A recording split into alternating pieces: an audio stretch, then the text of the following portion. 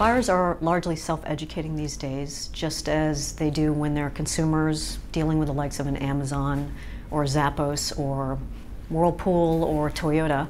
They know they can find a lot of information online before they make a purchase.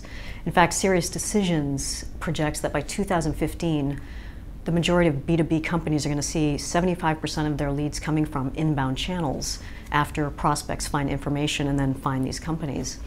And hand in hand with this means that prospects are largely holding sales reps at arm's length until late in the process. In fact, UBM TechWeb has found that buyers are usually 70% through their process before they reach out to a sales rep. So it's not usually until the RFP stage that a company even finds out about a prospective buyer. That means a company's content, the information that they produce, is largely what's going to move a prospect from awareness to consideration. So it's imperative that companies put that information out there, or they're not going to be found by these prospective buyers.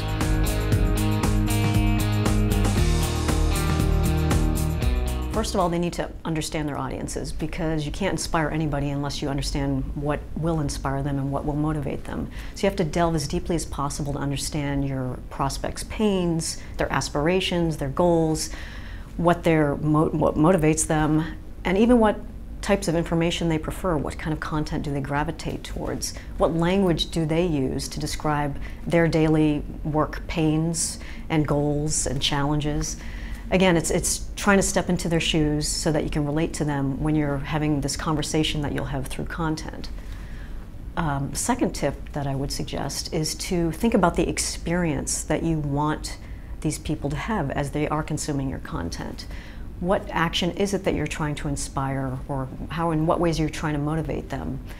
Again, if you think about the fact that these buyers are accustomed to a pretty rich, interactive and engaging experience with B2C companies, this provides a great lesson in the type of experience that B2B companies should be looking to deliver, because buyers' expectations aren't any different. They don't distinguish about whether they're interacting with a B2C company or B2B, and they know the types of experiences that are possible, and they're looking for that consistent, seamless experience from end to end from a company. The third tip is to make sure that you are logically walking prospective buyers down that path to purchase with your content. This largely comes into play with the use of calls to action. At the end of every piece of content, whether that's a video or a written piece like a white paper or an ebook, you want to make sure you are making it clear to your prospects, what should they do as a next step, whether that's downloading another piece of content, registering for a webinar.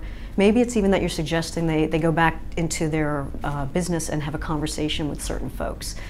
Whatever you do, you just need to make it a logical progression, and don't leave it up to them, because if you do, they'll likely drift off. Secondly, as another thing to avoid, just don't always be pushing them to pick up the phone and call you. There's no sense in trying to push prospects to do what they're not ready to do, but by easing them down the path and making a logical sequence, they will call you when they're ready. I'm Stephanie Tilton. I'm the principal of 1010 Marketing. I'm a B2B marketing consultant. I help B2B firms, mainly technology companies, create content and content strategies that help move prospects down the path to purchase.